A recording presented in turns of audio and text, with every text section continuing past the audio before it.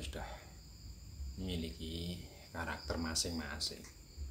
Kalaupun saya sukanya itu ziarah sana kemari, keliling, khususnya di tanah Jawa, itu memang saya seneng dalam artian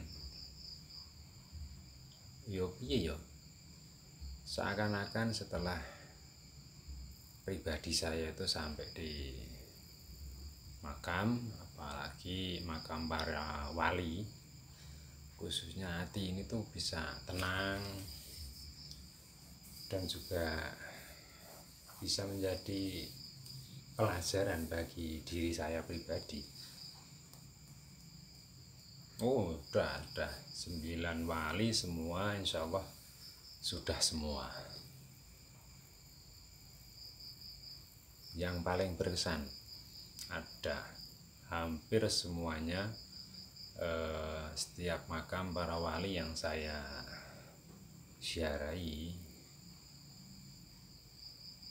pasti semuanya memiliki keistimewaannya masing-masing. Kalau untuk yang spesial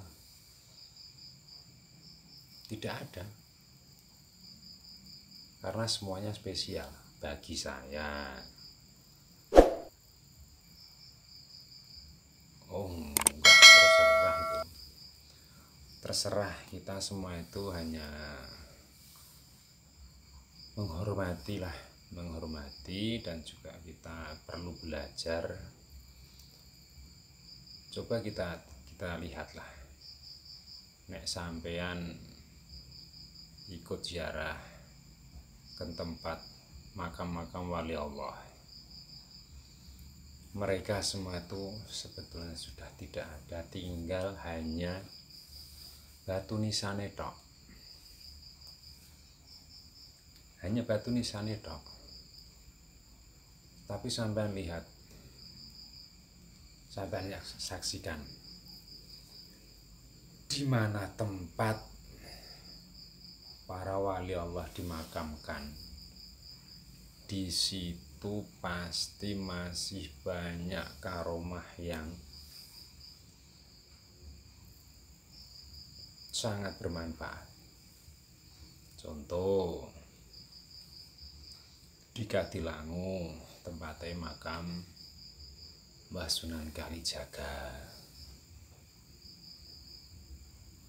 Sebelum kita masuk ke area makam itu kan banyak banget para pedagang yang jualan, pokoknya ono komplit lah. Tempatnya Mbah Sunan Ampel dan tempat para makam-makam wali Allah yang lainnya. Itu sendiri apa mungkin kalau kita nantinya sudah meninggal terus masih bisa membawa manfaat bagi orang yang masih hidup? Ora mungkin, ora mungkin. Yakin anak putu lali lupa dengan kita itu pasti. Kalaupun ada nek kanggoku itu mungkin yo bejone awake dhewe. Tapi mudah-mudahan doa kita sebagai orang tua, ya paling tidak kita bisa belajar lah dan bisa memberikan contoh pada anak-anak kita bahwasanya kita itu harus tahu, kita bisa tahu agama Islam, tahu agama Allah itu bukan semata-mata langsung dari Nabi Allah Sayyidina Muhammad Rasulullah SAW, melalui proses panjang sampai kepada kita semua. Kita semua itu tahu agama itu dari orang tua kita. Orang tua kita sampai menyambung ke para wali Allah yang ada di tanah Jawa. Dan mereka semua menyambung, beliau itu menyambung sampai ke Nabi Allah Sayyidina Muhammad Rasulullah Sallallahu Alaihi Wasallam. Jadi kenapa kita tidak mau menghormati, mensyarahi? Ya paling tidak isone Fatihah ya Fatihah. Syukur bisa komplit, Yasin tahlil. Yo terserah kalau ada saudara-saudara kita yang katanya itu musyrik ataupun apa, terserah ngomong gitu, rasa repot-repot dipikir. Apa yang menjadi tujuan kita yang jelas, saya pribadi setiap ziarah ke makam para wali-wali Allah, hati ini bisa tenang. Yo jelas jelas kontroversi itu memang dari dulu harus ada. Dalam pewayangan tidak ada sangkuni, yo rajos, kurang meriah. Dunia barang ya harus ada sangkuni itu. Nah, sangkuni leda-ledi. Iya, gini. Dalam kita menilai bahwasanya itu seorang wali ataupun bukan, secara detailnya saya tidak mau mendebat para orang-orang yang sudah pintar dalam bidang ini. Yang saya tahu dan yang saya baca dari sumber yang insya Allah terpercaya. Karena apa? Sumber yang saya baca ini salah satu dari kitab Allah, Al-Quranul Karim. Iya, paham. Ciri-ciri seorang wali, ya paham. Coba kita buka surat Ali Imran ayat 31. Surat Ali Imran ayat 31, di situ diterangkan artine yo bahasa Indonesiane wae. Bahasa Arab angel. Wong Jawa ilate rada angel. Maklum yakin nek pencari berkah wali insyaallah semua bisa baca, tapi belum tentu bisa mengartikan. Makanya bareng-bareng ora apa. Kembali ya. Dalam surat Ali Imran ayat 31 tak wacane bahasa Indonesia nih, iya, nah artinya belas ora mudeng. Terus sampean rungokke bahasa Indonesia nih ya. Katakanlah, hai Muhammad, jika kalian mencintai Allah, ikutilah aku. Aku di sini Nabi Muhammad Rasulullah Sallallahu Alaihi Wasallam. Ikutilah aku Muhammad, niscaya Allah akan mencintaimu. Ini salah satu bisa kita pahami sesuai kemampuan saya pemahaman nih. Kalau ada yang salah, yo mohon maaf, karena saya bukan ahli Quran ataupun ahli hadis. Saya hanya membaca bahwasanya di sini dikatakan, katakanlah hai Muhammad, jika kalian mencintai Allah, ikutilah aku Muhammad, niscaya Allah akan mencintaimu. Salah satu yang masuk dalam kriteria keren seorang wali itu dia harus mengikuti nabinya dan mencintai nabinya, mencintai Allah dan mengikuti nabinya. Niscaya Allah akan mencintainya.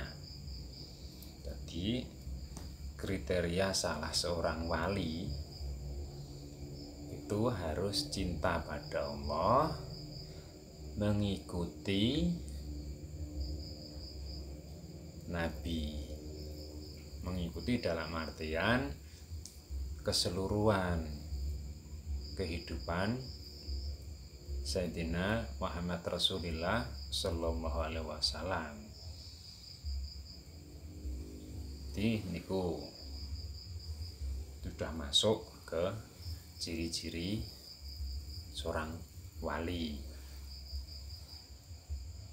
Ada lagi ciri-cirinya wakeh Om. Cuma ya cobalah belajar bareng-bareng. Al-Maidah ayat 54. Bahasa Indonesia ne meneh iki. Ngomong ora iso. Angel ilat Jawa, ilat sapi malah ora iso ngomong meneh. Ada di shop. Hai orang-orang yang beriman, barang siapa dari kamu yang murtad dari agamanya, maksudnya agamanya Allah, maka kelak Allah akan mendatangkan suatu kaum yang Allah mencintai mereka dan mereka pun mencintai Allah, yang bersikap lemah lembut terhadap orang-orang mukmin, yang bersikap keras kepada orang-orang kafir, yang berjihad di jalan Allah dan tidak takut terhadap celaan orang-orang yang suka mencela. Itulah karunia Allah yang diberikannya kepada siapa yang dikehendakinya, dan Allah maha luas pemberiannya, lagi maha mengetahui. Dihitung ya Om, dihitung. Jadi ciri-ciri salah seorang wali. Oh iya, sampean wali murid, aku ya wali murid padha. Oh iya, wali nikah sedelok engkas. Siji, ciri-cirine ataupun kriterianya seorang wali Allah itu dalam surat Al-Maidah ini: 1, orang tersebut memiliki karakter yang lemah lembut terhadap orang-orang mukmin. 1. 2,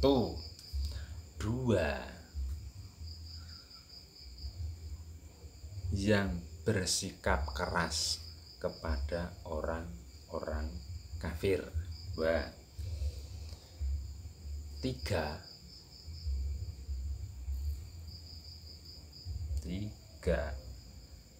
dan yang berjihad di jalan Allah. 3 ya.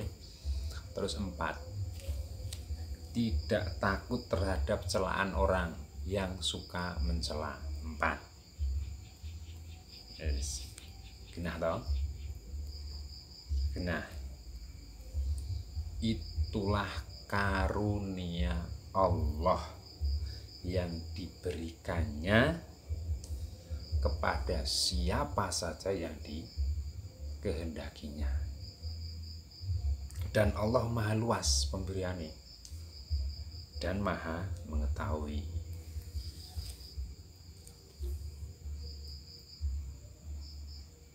Iya mungkin ya diamini wae lah, diamini memang mudah-mudahan ya paling tidak bukan sebagai wali yang memiliki wilayah banyak, tapi yang jelas waline keluarga wis beres nggih mboten.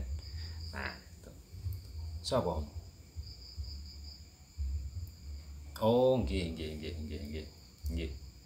Pernah Om. Saya pernah ziarah ke tempate almarhum Mbah Ngabehi utawa Ki Ngabehi Ageng Surodiwirya. Niku anu nggih, pendiri persilatan PSHT nggih. Nggih, makame enten Madiun. Nggih, sekedhik sobi. Kula sanes anggota SH atau PSHT Om. Tapi sekedhik kula tak matur nggih. Nek sampean teka apa Mbah Suro niku masuk teng wali, apakah Mbah Suro PSHT itu bisa dikatakan seorang wali? Saya pribadi itu mengamini dan mengiyakan. Alasannya jelas. Sing kula waca enten nggih surat Ali Imran niki wau, kalih enten surat Al-Maidah niki wau. Mbah Suro, setahu saya dari apa yang saya baca di buku-buku tentang beliau, pendiri perguruan pencaksilat PSHT yang sudah mendunia, bukan hanya sebatas Indonesia tapi sudah mendunia sesuai buku yang saya baca loh ini. Tapi mohon maaf belum tahu keseluruhannya, cuma hanya yang saya baca. Kebetulan sampean takoki opo bener Mbah Suro itu bisa masuk sebagai seorang wali.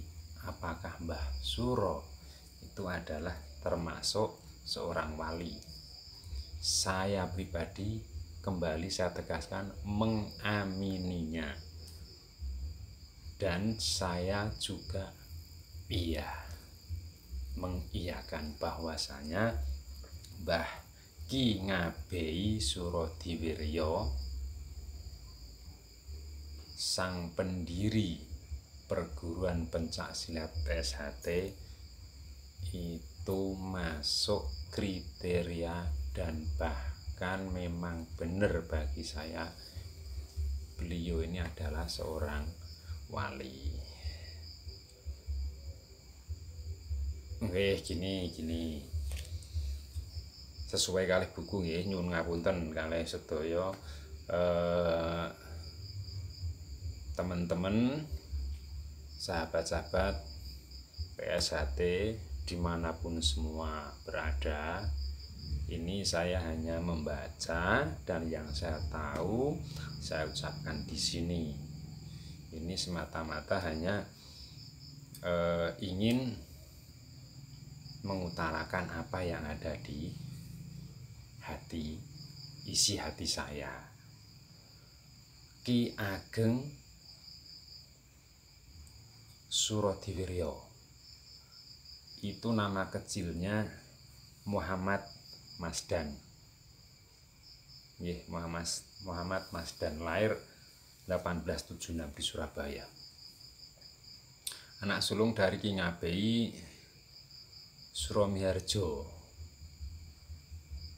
Bapaknya Mbah Suro, beliau ini sepupune Bupati Kediri waktu itu, menika Suronegoro. garis keturunan dari Mbah Suro PSHT ini nyambung ke Bathara Katong Ponorogo. Iya.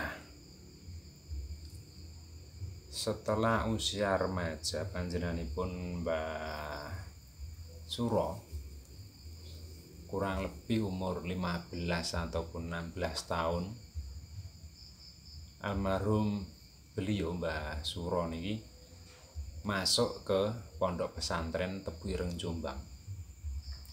Mulai dari Jombang di pondok pesantren Tebu Ireng ini, terus beliau ini mulai belajar silat ataupun pencak silat. Umur 15 tahun, 15 sampai 16 tahun. Ya Mbak itu masuk ke pondok pesantren Tebu Ireng. Ya jelas mosok wong Islam ya wong Islam, akhlak tahu dan sebagainya, tahu mondok di situ.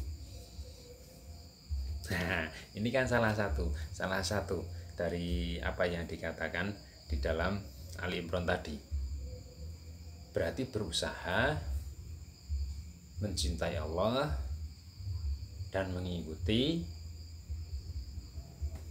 Kanjeng Nabi.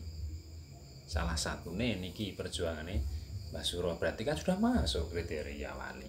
Ya repot sampean. Nah, di situ kan pun satu.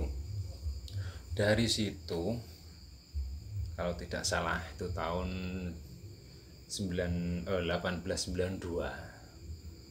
Mbah Suro niki terus langsung melalang buana dari Jawa Barat, Betawi, Bengkulu, Minang, Bukit Tinggi. Niku yambae salah satu gurune niku Raju Batuah. Maka nih persilatan apapun, pencak silat apapun, dalam buku yang saya baca ini loh, itu Mbah Suro itu menguasai semuanya dari daratan Jawa Barat, Betawi, Bengkulu, Minang, Bukit Tinggi. Ini salah satu gurunya adalah Raju Batuah. Mbah ramudeng. Ya supaya jenenge Raju Batuah gitu ya. Niku. Terus sampai tahun 1898 beliau ini sampai di daratan Aceh. Nggih. Serambi Mekah yo wis, Serambi Mekah. Beliau niku berguru, banyak guru. Di antaranya nggih menika Tengku Ahmad Mulia Ibrahim. Niku salah satu gurunya Mbah Suro PSHT. Gusti Kenongo Mangga Tengah. Ya, itu juga salah satu gurunya Mbah Suro Cibedoyo Aceh. Iya, itu di daratan Aceh. Sampai akhirnya 1902 panjenenganipun almarhum Mbah Suro PSHT niki kembali pulang ke Surabaya. Waktu niku sesuai kalih buku sing kula waca, ya Mbak niku sebagai seorang polisi mayor polisi. 1903 kalau nggak salah nyuwun ngapunten kepada seluruh saudara-saudara atau teman-teman rekan-rekan yang ada di PSHT. 1903 beliau niki mendirikan sebuah perkumpulan. Waktu niku dereng dinamani PSHT, dereng. Namanya niku Sedulur Tunggal Kecer. Terus pencak silatnya namine Jaya Gendelo. Kalau salah, saya mohon maaf ke semua teman-teman yang ada di PSHT. Maklum karena saya bukan seorang murid ataupun masuk di dalam organisasi perkumpulan pencak silat PSHT. Nyun ngapunten kalau salah nggih. Niki kula ming seneng suka ziarah ke tempat-tempat para wali-wali Allah. Nah, tadi ada yang tanya apakah benar Mbah Suro PSHT itu bisa masuk kriteria seorang wali. Saya kembali mengamini dan mengiyakan bahwasanya Mbah Suro PSHT adalah seorang wali. Niku terus dari tahun 1903 sampai pada akhirnya namanya berubah dari Sedulur Tunggal Kecer dan pencak silatnya diberi nama Joyo Gendilo. Itu pada tahun 1917 pun ganti berubah menjadi Persaudaraan Sehati Teratai ataupun PSHT. Sing sakniki pun terkenal dan menjadi perguruan pencak silat terbesar. Niki jasa beliau. Kaya ngene iki ora masuk nek diarani wali. Kan masuk. Meninggalkan ilmu yang bermanfaat bagi banyak orang. Yo, kalau ada terlepas dari itu namanya manusiawi, Mas. Apalagi kalau anak-anak muda kadang yes kayak seneng do padudan do gelut, maklum. Tapi saya yakin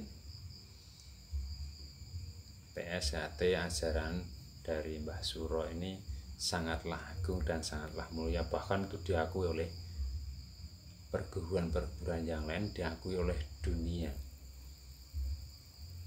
Iya.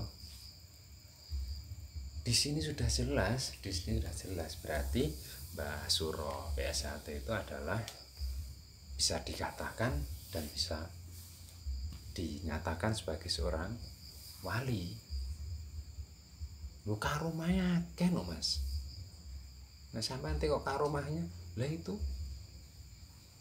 jutaan bahkan ratusan juta manusia mempelajari ilmu peninggalan Mbah Suro. Ya bermanfaat semua. Oh, khususnya kesehatan. Kalau untuk yang lain negatifnya tetap ada, min plusnya itu ada, semuanya ada. Jadi sampai nggak usah mikir ataupun menilai dari sisi negatif itu. Yang negatif itu tuh ilmu Mbah Suro, yang negatif itu yang belajar kadang itu belum matang betul. Jadi jangan salah kaprah sampean. Iya, nggak boleh. Nah, itu. Panjenenganipun Mbah Suro wafat tanggal 10 bulan 11 1944. Dipun makamaken enten Winongo Madiun dalam usia 68 tahun. Tapi nyuwun ngapunten sepindah malih. Kula waktu ziarah kemanapun saja ke tempat para wali-wali Allah ini sangatlah jauh berbeda, dan saya juga kaget setelah sampai di tempat lokasi makamnya almarhum Mbah Suro, sang maestro pendiri PSHT ini. Makamnya Masya Allah, makamnya itu koyo makam biasa, seperti makam biasa di permakaman umum. Was, sampainya full, penuh sesak dengan batu-batu nisan. Makam ini kurang luwih adalah 2 kali 3 meter dikurung gitu. Ini yang saya prihatinkan di sini. Kenapa ya? Sang pendiri perguruan perkumpulan pencak silat yang sedemikian besarnya, kok makamnya hanya sesederhana itu?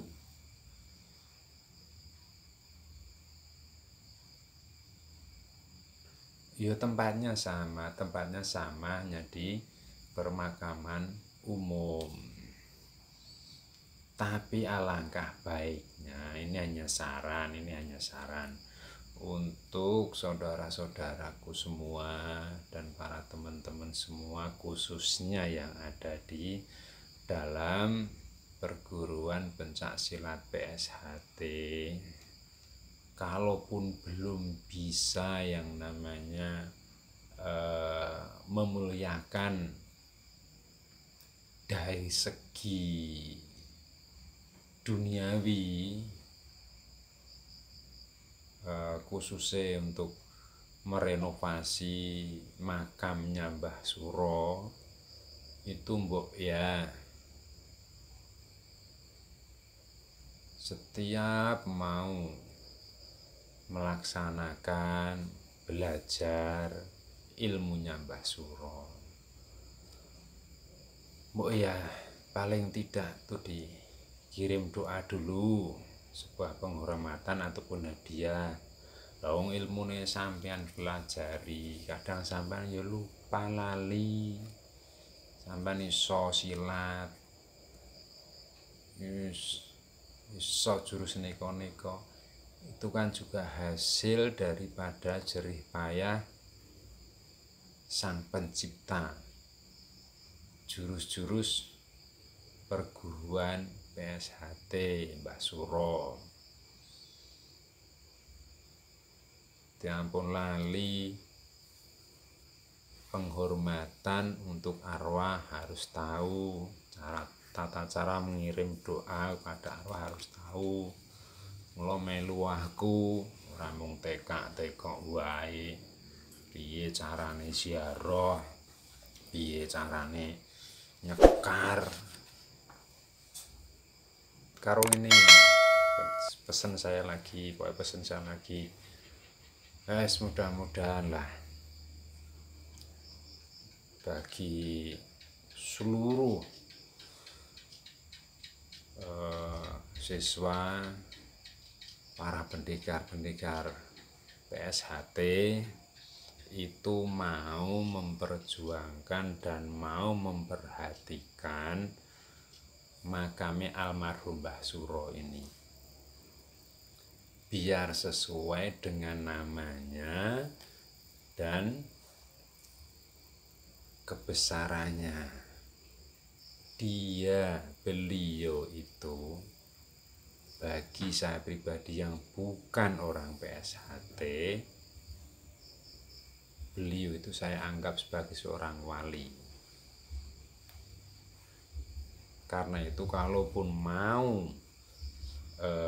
makamnya Mbah Suro itu diperbaiki agar sesuai dengan nama besar perguruan PSHT yang didirikan beliau, ini saya yakin itu bisa dan harus bisa sebetulnya. Silahkan agar semua pada tahu dan lagi-lagi tambah bermanfaat. Karena apa? Kalau makamnya Mbah Suro yang ada di Winongo Madiun itu diperbaiki dan dirawat sedemikian rupa, menjadi sebuah wisata religi. Iya dong, jelas waline para pendekar PSHT itu Mbah Suro. Manfaatnya karomane banyak, nek gelem bangun ngerawat makami, dipermanenkan, dibuat sedemikian rupa biar seperti makam-makam wali-wali Allah yang lain. Penduduk sekitar pasti bisa mengangkat perekonomian di situ. Kurang gede piye Mbah Suro namanya, jelas-jelas orang pembesar, tokoh besar,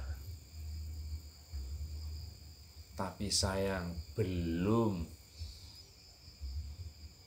ada yang mau, atau mungkin belum terpikirkan ke situ. Makanya dalam kesempatan ini saya hanya menyampaikan unek-unek saya. Monggo silahkan, agar nama besar PSHT itu bisa tambah besar apabila mau memperhatikan, merawat dari segi pemakaman tempat makamnya Mbah Suro, dan mau setiap kali ingat dan memberi penghormatan walaupun hanya dengan doa bismillah tok wis teko. Syukur setiap sebulan sekali ataupun kholnya itu di khol, alah ragat banyak akeh, itu ciri-cirinya sudah masuk semua. Jengke lah kurang biye, ya ciri-cirinya sudah masuk. Makanya kula wani, dan memang dalam hati alangkah baiknya kalau ya pemerintah daerah mungkin mau mengelola makame Mbah Suro yang ada di Winongo Madiun itu diopeni tenan, diperhatikan tenan.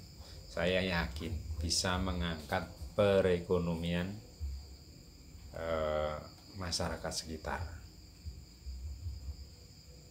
Iya, ini cerita singkat seorang wali Madiun, yaitu almarhum Ki Ngabei Suro Diwiryo utawa Mbah Suro, sang pendiri PSHT. Oh, kok kan akhirnya ke Kota Madiun. Oh iya ya, sini toh makame Mbah Suro atau makame wali Madiun, sang pendiri PSHT. Wes nggih pun matur suwun, matur mawon nggih. Siap nggih. Mudah-mudahan channelnya terus bisa berkembang dengan baik. Ya insya Allah mudah-mudahan ada manfaatnya. Sekali lagi saya mohon maaf pada teman-teman yang ada di PSHT. Mungkin saya hanya sebatas bercerita. Jika ada kesalahan, saya mohon maaf. Kembali saya hanya di sini mengagumi, dan karena saya suka berkeliling ziarah ke tempat para wali-wali Allah. Dan jika sampai entah ditanya apakah benar Mbah Suro itu adalah seorang wali, iya,